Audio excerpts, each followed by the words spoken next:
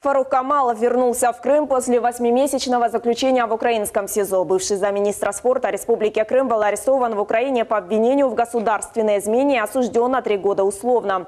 Напомню, Фарух Камалов выезжал в Киев договориться о срочной операции на сердце для отца, состоявшего на учете в киевской клинике еще до 2014 года. Меджлис выступил против решения украинского суда и освобождения Фаруха Камалова. Заместитель председателя запрещенной в России экстремистской организации Ахтем Чийгоз заявил, что Камалову нужно было предъявлять более жесткую статью Уголовного кодекса Украины, которая бы определила его действия как угрозу сотни тысяч людей. Заявление Чийгоза прокомментировали в Крыму. Здесь считают, что именно подрывная деятельность Меджлиса несет угрозу благополучию крымчан.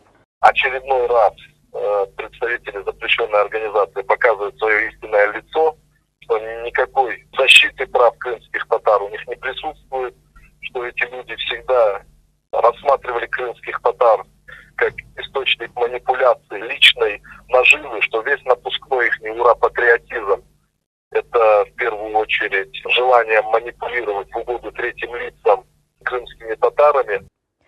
Пользователей соцсетей также возмущает, что Меджлис в лучших традициях самопровозглашенного судьи решает, кого и за что нужно наказать. В их список предателей попадают исключительно не приближенные к ним крымские татары.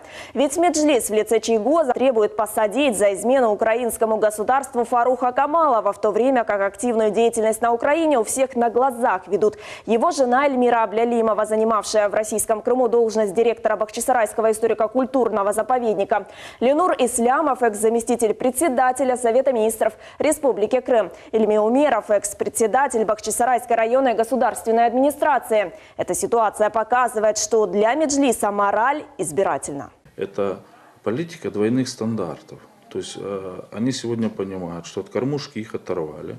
Вот если мы с вами возьмем, не так давно, в 2014 году, Ахтем Чийгоз яро пытался устроить свою супругу директором музея Ханского дворца. Она проработала там, она была устроена. То есть они, получается, принимали российскую власть. Да?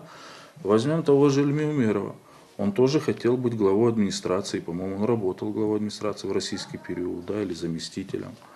Возьмем того же Ахтем Чийгоза. Он тоже просил себе должность. Что касается на сегодняшний день всех их заявлений, ну это просто... В моем понимании, это акт устрашения крымско-татарского народа. Да, что вот, ребята, если вы будете там или там работать и процветать в Крыму, если вы будете выезжать на территорию Украины там по каким-то своим личным делам, ситуации ж разные бывают, да, у кого-то родственники там живут, кто-то что-то, кто-то где-то учится.